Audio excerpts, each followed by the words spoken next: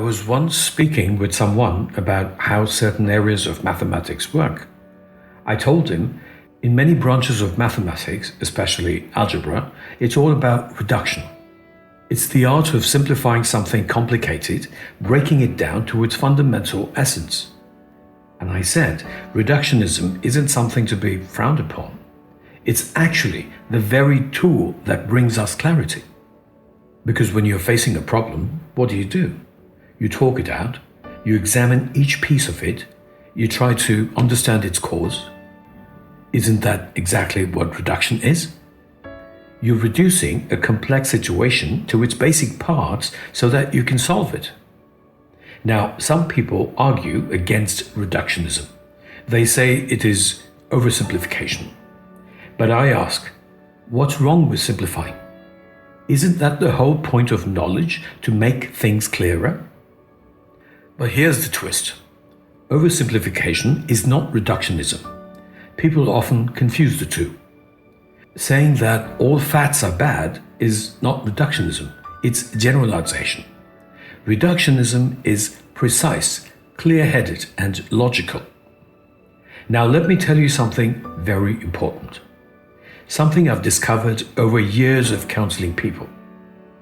All human behavior, all struggles, relationships, anger, jealousy, sadness, confusion can be brought down to just two factors. Yes, just two. Let me explain.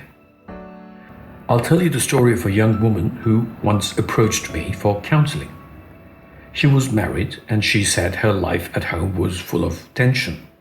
Her mother-in-law disrespected her. Her husband didn't support her. She felt completely lost. Now, I listened to her carefully. I studied her tone, her language, her focus. She came across as quite self-centered. So I understood that the real problem wasn't entirely external. It was in the way she was perceiving the situation. But I didn't say that. I didn't attack her ego. Instead, I said, "Would you like to try a small trick for just 7 days?" She was intrigued. "What's it?" she asked. I said, "For the next 7 days, just pretend, yes, pretend you're the best daughter-in-law in the whole world. Don't react emotionally, don't argue, don't roll your eyes. Just listen, smile, and offer to lend your hand to others at home, including your mother-in-law. Respond with respect. Accept whatever is said without resistance. All this for only 7 days."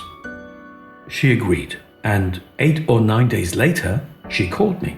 She sounded happy. She said, "My life has completely changed." Now, you see, by pretending to be the best version of herself, she actually changed her own behavior and attitude. That, in turn, influenced how others responded to her. It created a positive feedback loop. Her calm, respectful actions were met with warmth and respect. The friction dissolved, and her home became peaceful and harmonious. In her case, my suggestion shifted her perception, which changed her reaction, and that changed her entire situation. It's a beautiful example of how a simple shift in perception and behavior can lead to a completely different and far more positive outcome. I smiled. I didn't say, "See, the problem was with you." Instead, I told her, if this little trick worked, maybe you should try it for a few more days. She did. And a few months later, she wrote to me saying, "Everything is great at home now and I'm just being myself." That's the beauty of it. That pretend self had now become her real self. What changed? Just one thing, her perception, and naturally her reaction also changed. Now let me define something clearly. What is a problem?